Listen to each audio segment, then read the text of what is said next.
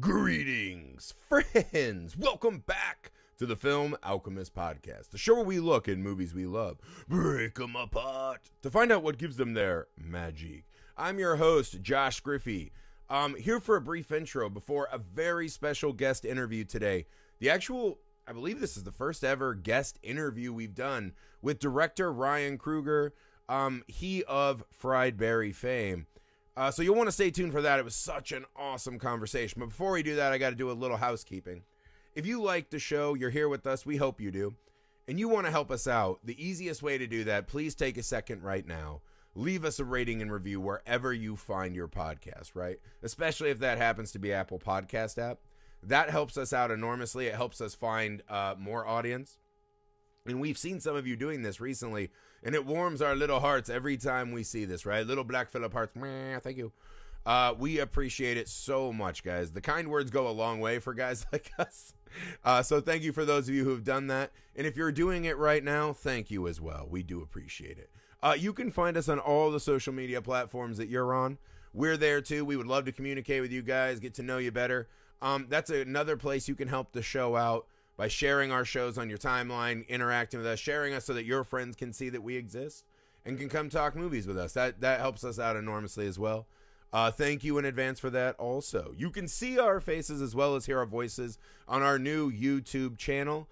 We have some new for YouTube only content that's coming out over there, so hopefully that'll be a fun journey. If you would like to join us there, that's Nerd Alchemist. Please hit subscribe.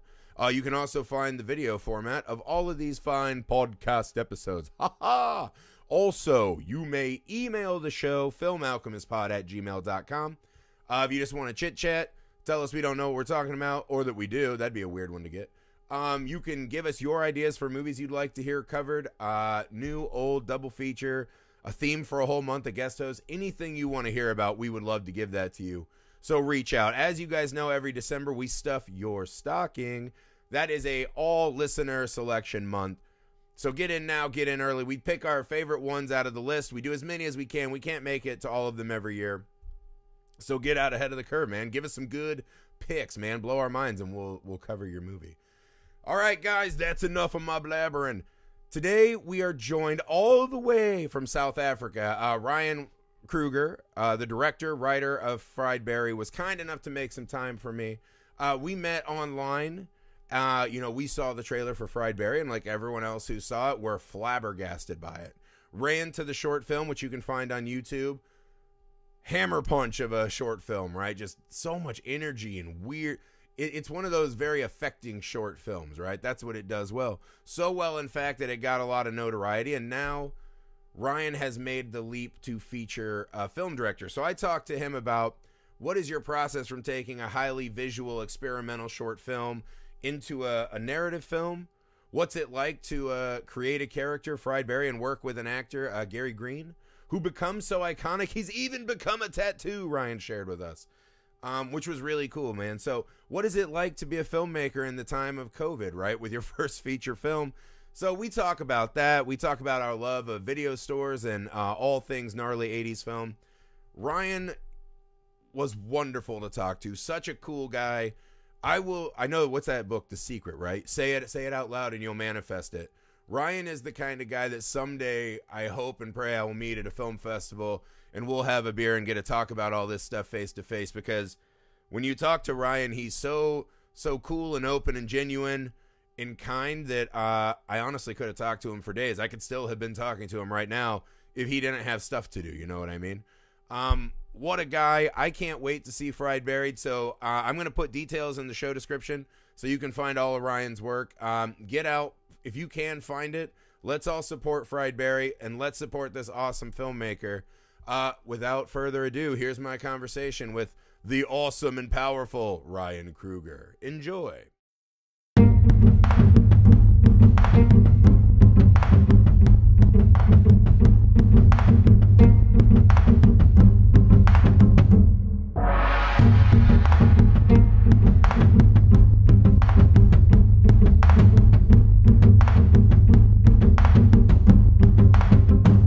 All right, man, we're joined today by Ryan Kruger, all the way from South Africa. He of Fried Berry fame, writer and director. How you doing, man?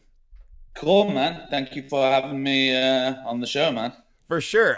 So, Fried Berry's been burning up the wires, man. So we thought we'd give you a talk. We can't wait to see it here. As you know, in America, we're all locked in our houses, so we're constantly looking for the next amazing movie. Yeah. Well, yeah, dude, it's been great so far. So I mean, it's hitting a lot of the major festivals, and we had it at Fantasia. Hmm.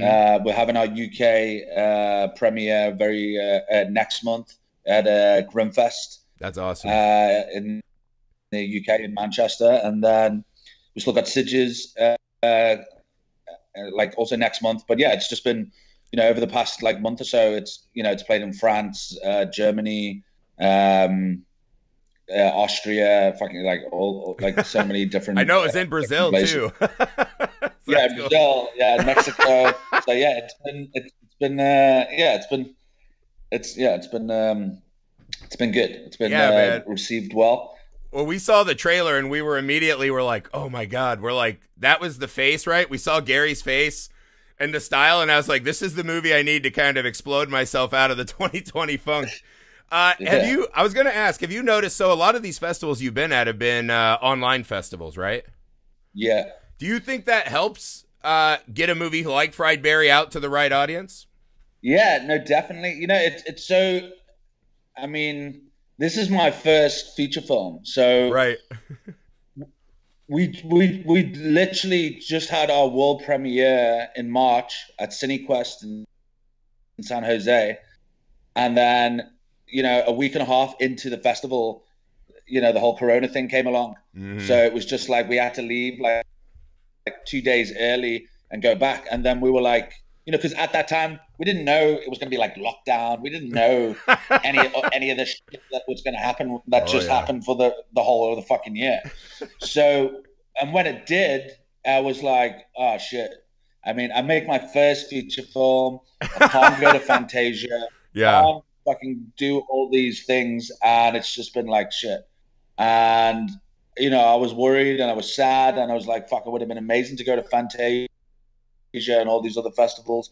But saying that, the cool thing about it is that this whole online festival thing is it's actually been like a blessing in disguise, Yeah. because I mean at each festival, a normal festival, you're looking at 250 to 300 people per screening, in Hmm. a cinema room.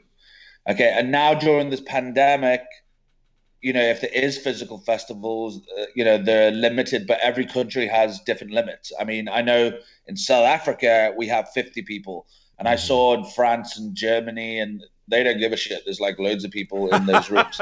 So, The most French attitude of so all time. yeah, yeah, For the cinema. Yeah. yeah, exactly.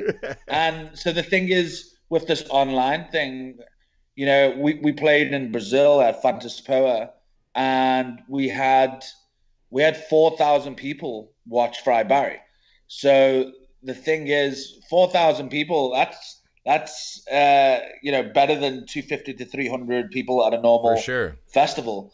So for 4,000 people, it also created that buzz online. Hmm. So, I mean, at the end of the day, you make a movie, you want people to watch it. So we had 4,000 people watch it, and we had a shitload of people talking about it online.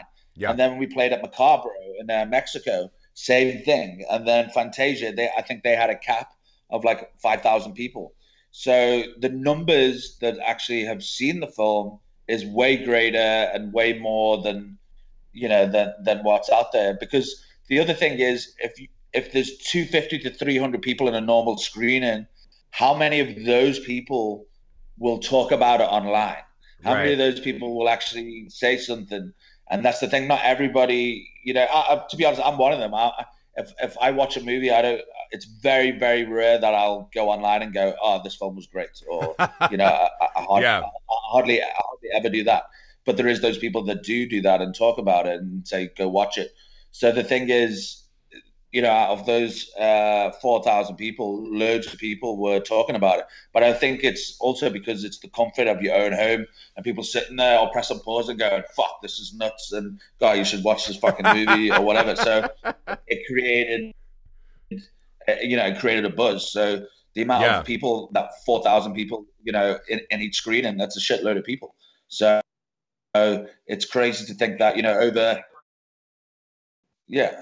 I mean, it's like already like 20,000 people or something have already watched it, Yeah, which is right. nuts. You know what I mean? Yeah, because a lot of these movies that are kind of, midnight movies, they become these cult classic things. A lot of time you're dealing with that, people don't want to be out at midnight. People don't, oh, that's not going to be a movie for me. Whereas online, you can dabble more. You know what I mean? You can, like you said, the comfort of your own home, you're willing to spend the time if you don't have to Yeah. get over all those other barriers. Yeah, no, definitely. So yeah, so it's definitely been a blessing in disguise, and I think, to be honest, I think in the future, I think a lot of film festivals have actually seen a benefit from this, and it's definitely a benefit from the filmmakers. So I think in the future, I mean, don't get me wrong, there's nothing better going to a physical festival, but it's like with any festival in the world or in your own country, sometimes it's really far. Not everybody Yeah. can make it, or not everybody's got the money to go spend the weekend wherever it is. So that's the cool thing. So I think in the future, I think that the festival should be a physical festival and have an online festival as well, because even if you go to a festival, you can't even watch all the movies anyway. It's Yeah, impossible right. to be able to watch them all. So the people that can't go can watch it online. And I mean, the festival will probably make more money from it anyway, being online as well. So Yeah, I it's would just imagine more, it's so, more yeah. numbers, it's more people. Yeah, and that's the thing I'm hoping that kind of comes out of this setup. Because like where I'm at, we still don't have any movie theaters open, right? Like we're Oh, still all shit. shut down, and they're just telling us, Candyman, Halloween, like all these movies I was excited for. They're like maybe next year, assuming all this stuff goes away.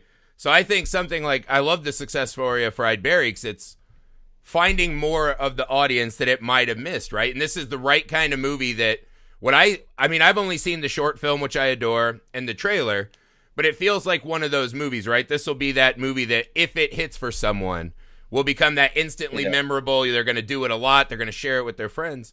And it's awesome Yeah. to see that movie find people, in a way that it might not have in normal Yeah, no, circumstances. no, definitely. And I think that's what happened. It's literally just created that, also winning the awards, but Mm-hmm. people talking about it, and it's just created that buzz. And Fry Barry is the type of film that you either love it or Right. you hate it. There's no fucking in between. You either love it or you hate it. The people that love it will talk about it. The people that hate it will also talk about it. And I always Right. say to people, how many times do we sit there and watch like Netflix or watch a movie, and you Yeah. watch 5, 10, 20 minutes or the whole film, and you go, fuck, I'm not going to watch that again. And then you won't even speak about it to your friend because it's not worth the conversation. Yeah. And I think that's the good thing about Fry Barry, is that even if you don't like it, you'll speak about it because there's so much to speak about in the movie. And that's cool, and that's cool. Yeah. And I know when I made it, it's definitely not for everybody. It's quite out there. It's quite gritty. There's a lot of like sex and drugs and Sure. shit in there, and that's cool. I mean, I made it for an audience that I know the people that watch that will love it, and that's what's happened so far, which is cool. And it's gained that like cult status, and the people that have watched it has been like, oh, this is going to be a cult classic, like definitely. For sure. I mean, we've had all this like random fan art from the short, and now new fan art for the feature. I mean, 2 days ago, a guy just got a Fry Barry tattoo, and I'm just like, what I the saw fuck? that shit. Yeah. That has So- to be the weirdest feeling, man. Yeah, I know it is. It is. Yeah. I'm just like, nuts. It's crazy. But like, I'm very, at the same time, it's fucking hell. It's a huge, you know what I mean? It's a huge Yeah. compliment. So it's For sure. awesome. I mean, and it's not even out yet. I That's the know. fucking Well, that's nuts what thing. kills me. Is I was like, Not even "Fuck! out. I want to see this thing so bad." I was rewatching the trailer or the short film this morning, and I would tell people like, "Watch that short film. If you get what he's doing and you dig it, you'll probably like the movie. If not, like, you know who you are, right?" Like it's one of those Yeah, shorts exactly. that's very visceral, right? For even 3.5 minutes, you're like, God damn, you feel like your body's going through this stuff with Gary. You're like, Jesus Yeah. Christ, poor Yeah, exactly. Gary and Barry, right? You're like, oh my God. One of Yeah. the things I wanted to ask you, right? Because that was something I was struck by is the just intense nature of what you got in that short film, right? Yeah. Because it was so funny. Because I don't know if you guys had this in South Africa when we were kids. We had this this campaign called Dare, right? And I think it was Ronald Reagan's wife came out with this. We're going to stop kids from doing drugs. Arnold Yeah, Schwarzenegger is I think I saw it online. You can find it on YouTube, and it's so weird, right? But it was these weird commercials that actually made drugs look cooler. So more kids did drugs after this anti-drug thing. But one of them was they used to take eggs and they'd smash them with a frying pan and be like, "This is your brain on drugs." Yeah, that was one of my references. I wonder because I saw that and I was like, "Oh my god, it's like Dare." And I was like, if they had showed your film to us in middle school, we would not have done drugs. I think it's way scarier. Yeah, exactly. But one of the things I wanted to ask is, how do you transfer that energy and that visceral visual power through an entire narrative, right? When you were building out the narrative to get it all the way to a film, how do you develop a story that can go longer but also keeps that intensity? Well, this is the thing. So I made the short in 2017, and it was I wanted to do a 4-year project, which I'm still doing now, to make 8 experimental films, and Fry Barry, the short, was the first one. And I wanted to do this because I'm known as a music video director in South Africa. So I wanted to do something where there's no record label. I don't have to worry about getting it on TV, and I can just do what I want. So when I made the short, there was never, ever a plan to make it into a feature, ever. It was just a standalone, a guy off his head on drugs in an abandoned building and his highs and lows. It was designed to make you feel uncomfortable and be like, I'm never going to fucking take drugs again in my life. Success. So that was the, it was like a drug PSA, like we were chatting about now. You know what I mean? It's just, like you said, we should have just showed that in like primary schools around the world. My kids will be seeing that short film for sure. Exactly. They'll just have nightmares forever. Yeah. And so after doing the short, we had 60 official selections around the world. We had about 13 awards. We started getting all that fan art. And when the fan art came in, I was just like, it's so random, for a short, but people loved it. And I knew I was onto something, but at the same time, I still looked at it as a short. It was like that project did well, and that was it. And it's an experimental film. There's no fucking narrative apart from a guy off his head and his highs and lows, and that was it. So the journey of the eggs, that was it. Yeah. The eggs go in, the eggs come out. So with the feature, like where I was at the time, so like 2 years ago, well, it's like 4 years ago, what happened was where I was in my career, I've came close so many times to make like feature films, and it fades away. Somebody will approach me and then it fades away. It doesn't happen.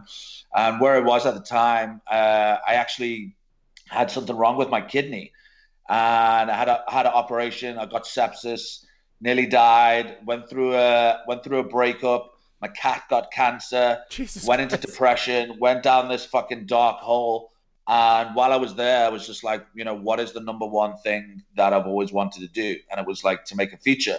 So I was like, cool, right? And I want to make a feature. And then the idea just came to me, because I've got all these other scripts that probably would have been way fucking easier to shoot. And I just got this idea, and I was like, fuck, this can work. I know it's going to work. And I knew as soon as I got this idea, I knew that it was going to work, but I knew I had to be the right character. I had to be the right story to do it. So my producer that I work with, I only knew him for about maybe 2 months, and I rang him up and I said to him, I've got an idea for a movie. I spent the last 3 days doing a scene brief breakdown, not a script, just a scene brief breakdown. Like Barry does this, Barry does that, Barry goes here. And I wrote like 6 pieces of dialogue. And once I spoke to my producer, he was like, I said to him, dude, I want to make a feature film and I want to make it next month. And he was like, why do you want to make it next month?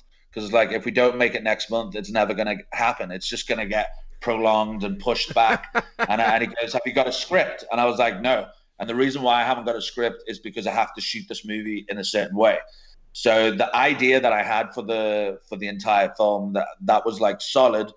And then the thing is that our lead actor, Gary Green, he's not an actor. He's not a trained actor. So his background is normally extra. But I've worked with Gary for about 11 years. I've put him in featured parts in my music videos and extras in my stuff. And the first proper thing that we did together, where he was the main person, was the short. So I knew, because Gary's not a trained actor, I had to work with him super close. So I didn't want to have a script. I didn't want him to overthink, the script and overthink stuff. So I had to have that blank slate and that clean slate every single day of working with him. So the movie developed as we went. I shot it over a year and a half. We shot only 28 days. And the whole movie is basically improv, apart from the 6 pieces of dialogue that I wrote. And the only person that didn't improv was Gary, because I had to work with him super, super closely. And the movie just developed, as we went on.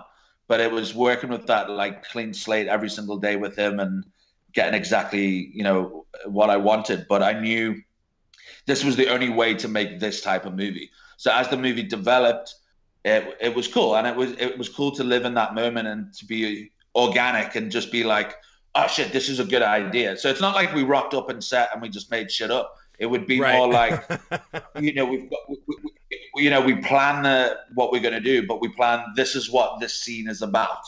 Right. And then I would improv and workshop it and come up with ideas on the spot and do that. But that's where some of the gems are. I mean, absolutely, yeah. Fried Barry for South Africa is totally out of the norm. We don't make movies like this, like whatsoever. Like it's literally the first of its kind, and normally all this type of content is just like frowned upon. And South Africa is very conservative, so we make comedies, dramas, and historic movies and apartheid movies. That's what gets made here. So we don't make genre movies. We've started to slowly, but even just not as a normal genre. This cult style sort of film has never been made here, so that's what's made it, very, very unique and very different. And the only people that have seen it in South Africa has been one festival. So loads of people, there's a big buzz here about it. People want to see it, but it's nothing like they've ever seen for like South African cinema. It's just like completely different. It's going to be quite a wake-up call, which is going to be yeah. With the amount of drugs and anal probing and blowjobs and shit, there's a lot. You could be turning a cultural tide on your whole society, my friend. So, I laugh because I've totally fucked up Cape Town tourism, that's for sure. We're not going there anymore, honey. No, exactly. Like I've saw a few like interviews and people go, if Cape Town looks like that's horrible. I'm never gonna fucking go there like that. So I've probably fucked up tourism. There'll be like Fried Barry tours, and that's it. Yeah, you don't want to get your Instagram girlfriend pictures with Barry in the background. I mean, I would, but I'm assuming the Instagram people wouldn't. Let me ask you about that, actually. That's something I'm interested in. So, over in Cape Town, what was it like? Because we're about the same age. What was your cinematic experience like growing up? What kind of movies did you get? What kind of movies like hit you and you're like, this is what I want to do? What were your influences? Did you get a lot of international movies? What was it like growing up at the movies in South Africa? Yeah, well, you see, originally I'm from England originally. Okay. So I actually grew up in England. So my dad's South African and my mum's English. So I've lived in Cape Town for the past 11 years. But growing up in the UK. Well, put it this way, like even in South Africa, there's so many films that you can't get hold of here. To be honest, that's what I was wondering. Yeah, when I first moved here, there's so much shit. I'm like, every DVD rental and not rental, every place where you can buy DVDs and stuff, they've got like 200 films, and then that's it. and it's hardly any like old ones or just random obscure movies. So I grew up in the UK. So in the UK we had fucking everything. Right. But in the household I grew up with, my dad got me into films like very, very early. So by the time it came up to the 90s, already saw most 50s, 60s, 70s, and 80s movies, whether it was 80s horror films or general 80s films, or random, all the random years of different films, even like Jerry Lewis movies and stuff from the Right. 50s, like that. So that's I think for me, like, my biggest love for cinema is definitely, without a doubt, 80s. 80s is just Yeah. it's just Almost everything felt magic then. I don't know what the yeah, difference is either. And I was like, maybe it's yeah. because that, but I was even, because everyone says it's because I was born in the 80s, but you're like, but I was like diapers and sucking titties. Like I wasn't like a grown up in the, but for some Sounds reason, good, man. yeah, right? It was a good 80s. It was a fine 80s. 80s is good, man. Early 80s, yeah, like I prefer the early 80s. Late 80s, I got weaned off, and that's when it got hard. Yeah, that was the hard years. But it's just like something about the because I mean I went through that thing as a kid too because I grew up in like the middle of farmland, right?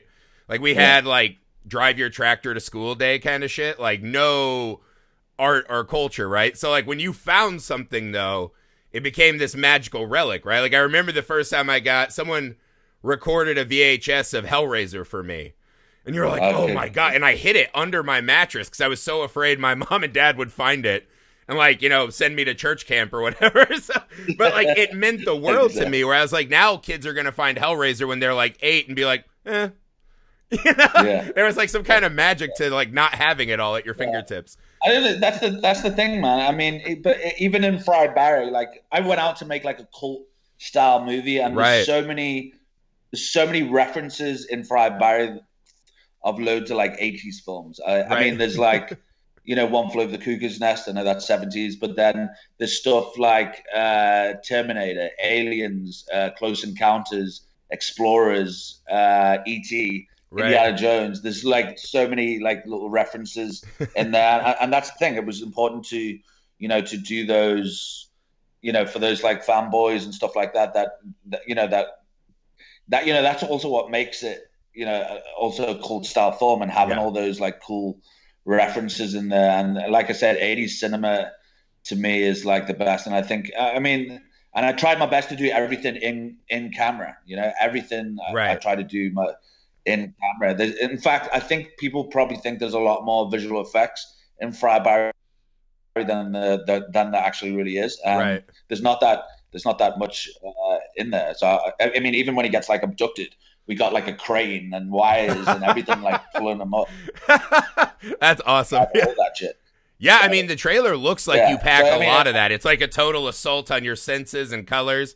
And I think now you see that and you just assume you're like, oh, that was just done, on a laptop somewhere. No, exactly. I mean, there's a shot in the trailer. I think when he's like, it looks like he's like floating. Yeah, it's like the fire in the There's all these sky like shot. particles Yeah. coming up.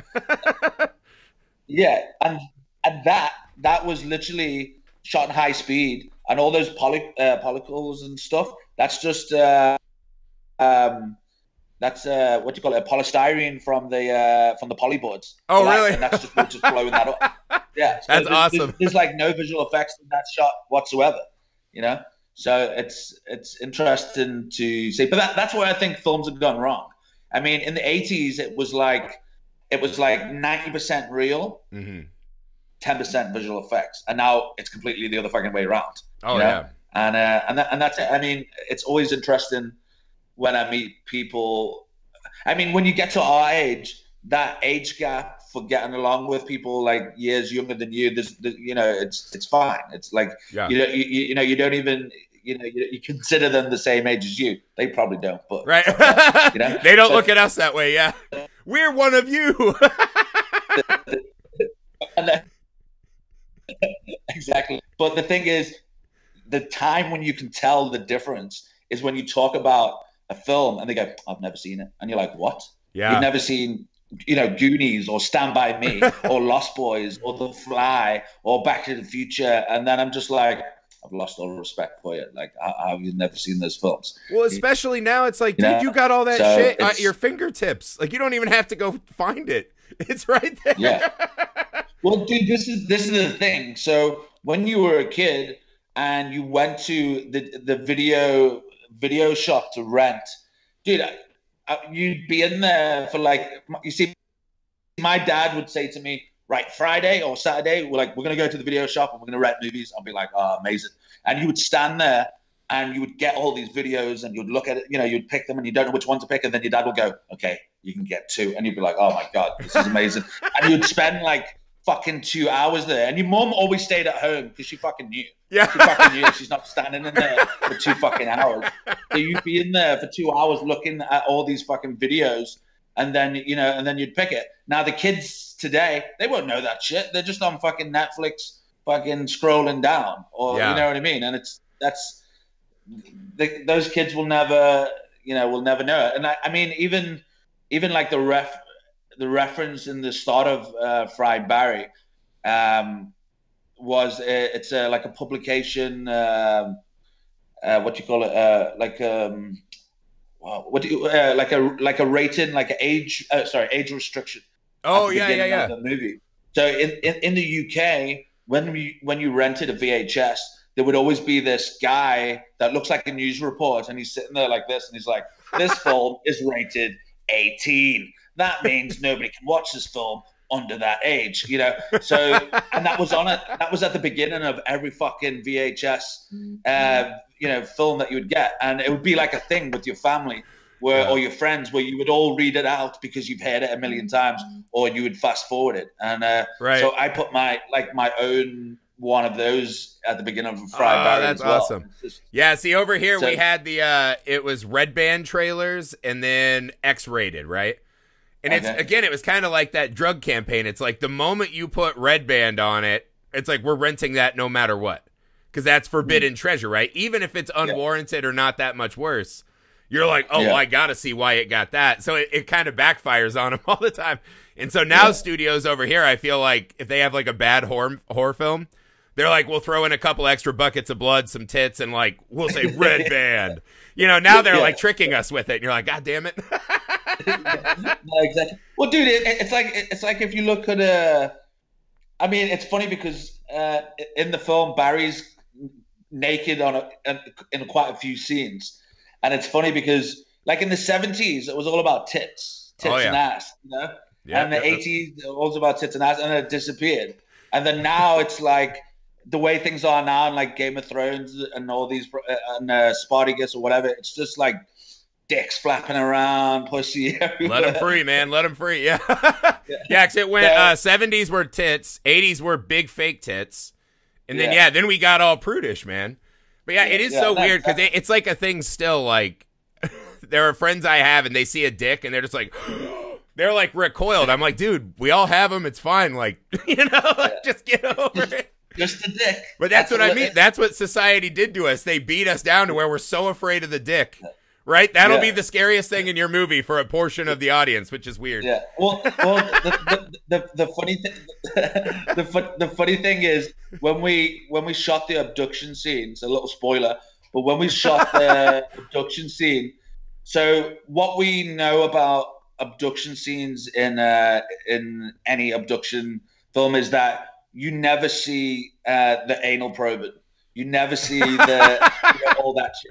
So that's why I was like, we got to fucking show it. So we've got like Gary on all fours and these like pipes going into him either end. and there's just this one shot of this prosthetic dick that's like this. And you have this machine that comes down, this needle that goes into his dick.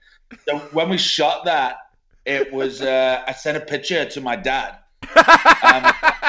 And then my dad says, I said, this is what I was shooting today. And my dad was like, Ryan, take it out. Take it out. You're going to ruin your movie. And I'm like, Dad, it's just a dick. And he goes, I don't care. And my dad's not prude or anything like that. You turned your dad into the preview guy. No.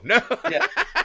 And he was literally, and like I said, my dad's not prude or anything like that. Yeah. But he was just like, you're going to ruin your movie. Yep. You need to take it out. And I was like, you need to watch the scene to understand it. It's like a 2-second shot. It's just a dick. And then my dad says to me, listen, Ryan, if I was going to get abducted by aliens, I tell you now, I wouldn't have a hard on.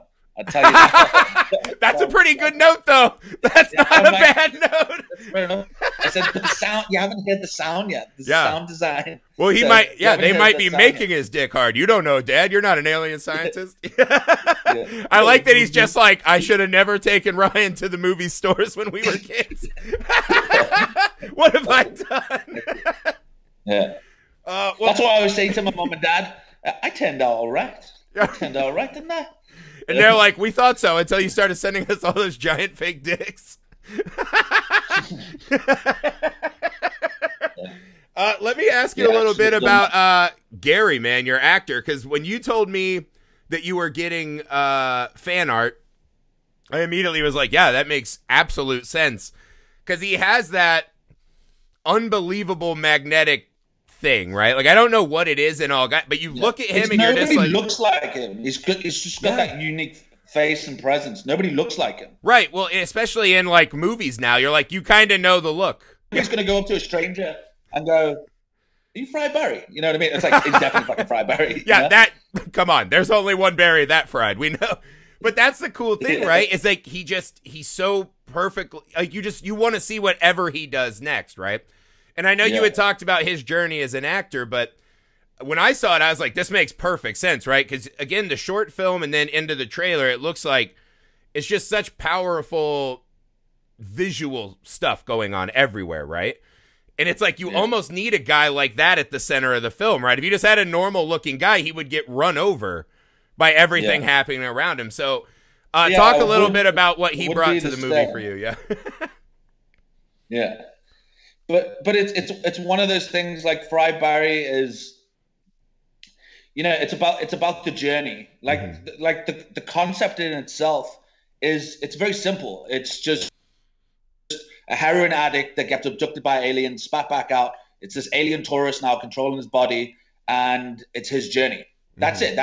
You know, it's got, you know, a few other things that happen in there, but that's it. And it's about that adventure. You know, it's almost like a popcorn movie that you just sit there, laugh at, and enjoy. It's a serious movie, but it's also not. From the trailer, you won't be able to see, but there's a shitload of comedy in it. There's loads of comedy in it, and that's the thing. And it has all those elements that, you know, I try my best to have the entertainment value, to have that it's unpredictable, that you do not know what's going to happen, and you're just on this journey with as Barry. And I always say it's like a road movie without a car, and Barry's the car, and you just going along this ride, and you just, you know, you're going on this journey, and it's designed to make you feel uncomfortable, and it's designed for you, just like at the end of it, you just want to fucking take a shower, you know? Yeah, I mean, I felt that way at the short film, so I can't even imagine doing that for an hour and a half. Yeah. But yeah, so did you find, what was your most interesting battle that you had bringing Gary from your kind of shorter, more visual work into something like this? Because I don't know, I watch a lot of your Instagram stuff you do. You make really fun content with him. And he just seems very open and brave as an actor, right? Like, I used to dabble in acting back in the day, not like I was like a good actor or anything. But one of the things you see is like you would meet these guys in like your classes or at auditions, and you're like, that guy will do whatever the fuck it takes right now, right? And you're like, that's a different level of actor, you know? Yeah, he will suck dick to get where he needs to be right now. Well, we all would have done that. Let's be fair. No, but I was like, oh, got the part. I did it, Mom. I did it, Mom. I did it. And send a picture. Right.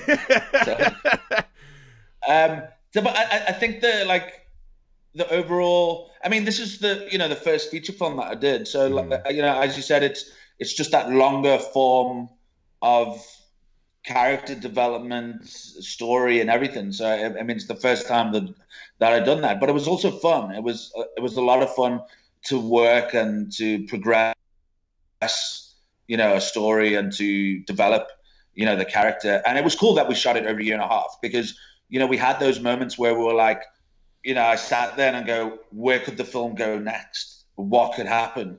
And so, I mean, if I shot the movie 28 days straight, the film would be nowhere near as good, you know? Right. So it was great to like plan, shoot. And it just, I mean, there were scenes where we wrapped certain people, and then later I was like, you know what would be good? If they come back. And that's the thing. And it was just that organic way of working instead of, you know, the normal, you know, the way of filming where you've got the script set in stone. This is the way they're going to direct it. This is the way they're going to perform it. And then that's it. It's stuck in concrete. So to be in that organicness and be able to do what you want to do and change things and to live in that moment is special. And I think also like where I was at the time and that frame of mind and wanting to do something creative, and it needed to be something, you know, it's like, you know, when somebody makes a film, they always say, oh yeah, it's got to be good. And obviously, it's got to be fucking good. It's like an understatement. When you make a feature and it's your first feature, it has to be the best shit that you've ever done. Otherwise, what are you doing? What is the point? So normally when I'm on set and I'm shooting something, I know what I'm getting. And I think with Fried Barry, I just knew, fuck, this is going to be good. And I mean, a lot of the, you know, crew members here at cast came up to me and they were like, dude, there's something about this film. I don't know what it is, but there's something really fucking cool about this movie. Right. And then I'd be really interested to go, well, what is it? And they'd be like, I don't know, but it's something, you know. And it's cool that we had this, you know, we had this vibe, but it was very important to stick to my guidelines in my head of to make this cult style film, you know. And you can easily go off that line, very easily you can go off that line. I mean, there was one scene that I edited with my editor and we watched it and it was hilarious. It was so funny. And I was just like, it's so funny, but it's not the right tone. We have to change it. Right. And that's the thing. It's just keeping that right tone and that like right feel. And I mean, like my references, you know, for the film was, you know, there's John Carpenter's Starman. Mm-hmm. There was Bad Boy Bubby, that Australian movie. And then, you know, I have all my other little references and scenes from like other 80s films and stuff like that. But yeah, it was just, I mean, the whole process was a challenge and was great. And I would like to make a movie like that again. I mean, you know, there was no other way to make this movie the way I did it. I mean, if I went to a studio and went, I've got no fucking script, give me some money to make a film, they'll be like, no, fuck off. Like, right. Why would we give you that money? Yeah. So also, you have no big bankable star. Like, this doesn't really pass a lot of that studio nonsense test. You know what I mean? Yeah, no, exactly. And you know, it's, you know, and then I'll be pitching it going, you know, there's lots of blowjobs, there's anal probing. I mean, like, it's got everything, you know. There is literally something for everyone. yeah. Well, this is the funny thing about Fried Barry. It's like you've got the horror elements, you've got the sci-fi elements, you've got this like dark, twisted comedy humor, and then there's even like a bit of a love story in there as well. So it literally has fucking all the. That was not the one I thought you were going to say at the end, a love story. I'm very excited to see how you cram that in there. Yeah, it's cool, and that's why I said it's just, if you look at the poster and you look at the trailer, it is what it's saying it is, but it's also not what you think. Right. Like Barry itself, right? There's something else in the car. Yeah. Yeah. There's just something else to it. And that's why, you know, as casting directors and stuff like that, people put you in a box. You look like this, so you must play this role, or you this did. And that's the cool thing. It's like when you look at Gary's face, you're like, bad guy. He's definitely a bad guy. Yeah, for sure. and that's the thing. So there's a lot of things where people don't expect that this happens and that happens. So and it's, you know, it's hard to, and that's why I try my best for it to be unpredictable. And it's the type of film that you got to sit there and watch it, and you can't like quickly go to the toilet or go grab a drink, because you'll come back and you'll be literally like, how the fuck did he get here? Why is he here? So, it's literally, you know, it's literally like that you're on this journey and you're going along with it, and it's yeah, it's designed for the way it is. So I mean, Right.